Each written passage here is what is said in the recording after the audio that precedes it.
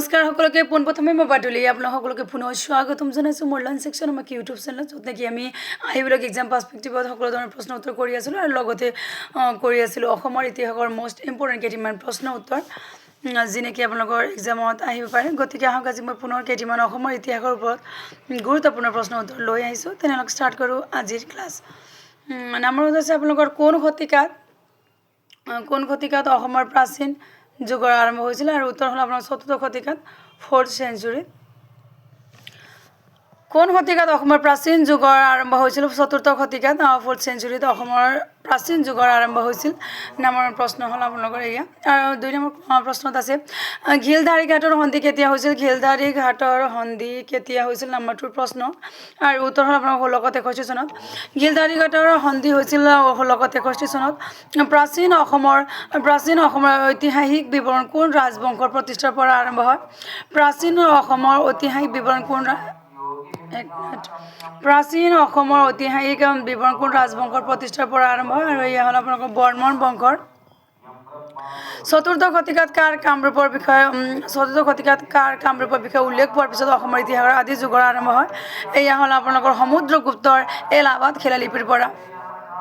চতুৰ্থ শতিকাত কাৰ কামৰূপৰ বিষয়ে উল্লেখ পোৱাৰ পিছত অসমৰ ইতিহাসৰ আদি যুগৰ আৰম্ভ হৈছিল সমুদ্ৰগুপ্তৰ এলাহাবাদ শিলালিপি বৰ্মন ৰাজবংশৰ ৰাজধানী ক'ত আছিল বৰ্মন বংশৰ নেক্সট কুৱেশ্যনটো হ'ল আপোনাৰ বৰ্মন ৰাজবংশৰ ৰাজধানী ক'ত আছিল আৰু এয়া হ'ল আপোনালোকৰ প্ৰাগজ্যোতিষপুৰ বৰ্মন ৰাজবংশৰ ৰাজধানী আছিল প্ৰাগজ্যোতিষপুৰত বৰ্মন বংশৰ কোনজন ৰজা গুপ্ত বংশৰ সমুদ্ৰগুপ্তৰ সমসাময়িক আছিল বৰ্মন বংশৰ কোনজন ৰজা গুপ্ত বংশৰ সমুদ্ৰগুপ্তৰ সমসাময়িক আছিল আৰু উত্তৰ হ'ল আপোনালোকৰ পুষ্য বৰ্মন অসমৰ শিলালিপিত সাধাৰণতে কি ভাষাৰ ব্যৱহাৰ কৰা হৈছিল এয়া আমাৰ মষ্ট ইম্পৰ্টেণ্ট প্ৰশ্ন অসমৰ শিলালিপিত সাধাৰণতে কি ভাষাৰ ব্যৱহাৰ কৰা হৈছিল আৰু এয়া হ'ল আপোনাৰ সংস্কৃত উত্তৰ হ'ল সংস্কৃত অসমৰ শিলালিপিত সাধাৰণতে সংস্কৃত ভাষাৰ ব্যৱহাৰ কৰা হৈছিল বৰ্মন ৰাজবংশৰ চৰকাৰী ভাষা কি আছিল কামৰূপী প্ৰাকৃত আৰু সংস্কৃত বৰ্মন ৰাজবংশৰ চৰকাৰী ভাষা আছিল কামৰূপী প্ৰাকৃত আৰু সংস্কৃত নিম্নলিখিত কোন বৰ্মন ৰজাক মহাৰাজা ধীৰাজ বুলিও জনা যায় ধীৰাজ বুলিও জনা যায়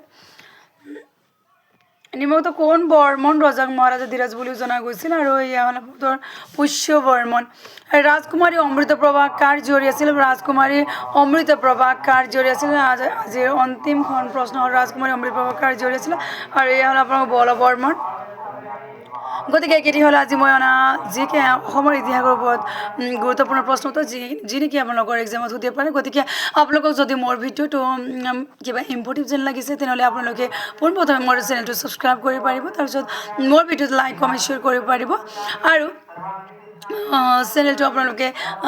কিবা ইম্পৰ্টেণ্ট যেন লাগিছে বা কিবা এক্সাম সামগ্ৰী যেন লাগিছে তেনেহ'লে আপোনালোকে নিশ্চয়কৈ মোৰ চেনেলটো ছাবস্ক্ৰাইব কৰিব পাৰিব যাতে আগন্তুক কেনেধৰণৰ ইম্পৰ্টেণ্ট ভিডিঅ' আপোনালোকে পাই থাকে আজিলৈ আহোঁ ধন্যবাদ সকলোকে